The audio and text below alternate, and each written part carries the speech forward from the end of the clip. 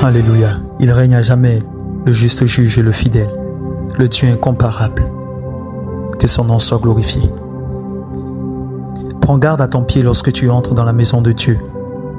Approche-toi pour écouter plutôt que pour offrir le sacrifice des insensés, car ils ne savent pas qu'ils font mal. Ne te presse pas d'ouvrir la bouche et que ton cœur ne se hâte pas d'exprimer une parole devant Dieu, car Dieu est au ciel et toi tu es sur la terre. Que tes paroles soient donc peu nombreuses. Car si les songes naissent de la multitude des occupations, la voix de l'insensé se fait entendre dans la multitude des paroles. Lorsque tu as fait un vœu à Dieu, ne tarde pas à l'accomplir, car il n'aime pas les insensés. Accomplis le vœu que tu as fait. Mieux vaut pour toi de point faire de vœu que d'en faire un et de ne pas l'accomplir. Ne permets pas à ta bouche de faire pécher ta chair et ne dis pas en présence de l'envoyé que c'est une inadvertance. Pourquoi Dieu s'irriterait-il de tes paroles et détruirait-il l'ouvrage de tes mains? Car s'il y a des vanités dans la multitude des songes, il y en a aussi dans beaucoup de paroles. C'est pourquoi crains Dieu. Si tu vois dans une province le pauvre opprimé et la violation du droit et de la justice, ne t'en étonne point, car un homme élevé est placé sous la surveillance d'un autre plus élevé. Et au-dessus d'eux, il en est de plus élevé encore.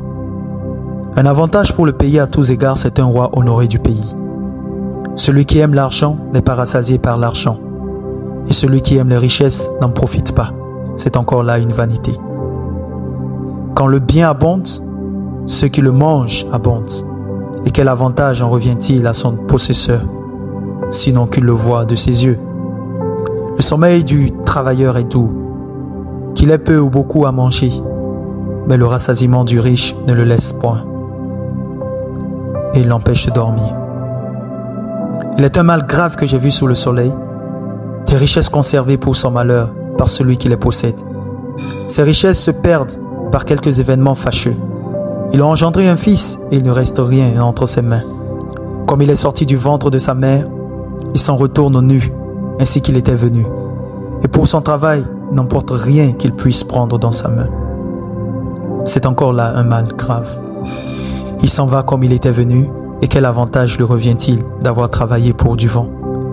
De plus, toute sa vie, il mange dans les ténèbres et il a beaucoup de chagrin, de maux et d'irritation. Voici ce que j'ai vu.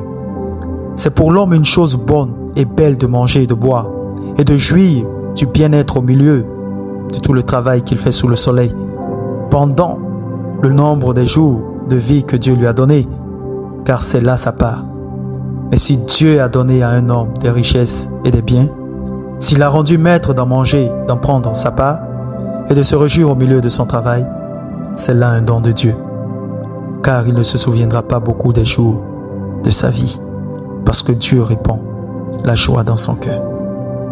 Sois miséricordieux, Seigneur, et aie pitié de nous. Au nom de Jésus-Christ de Nazareth. Amen et Amen.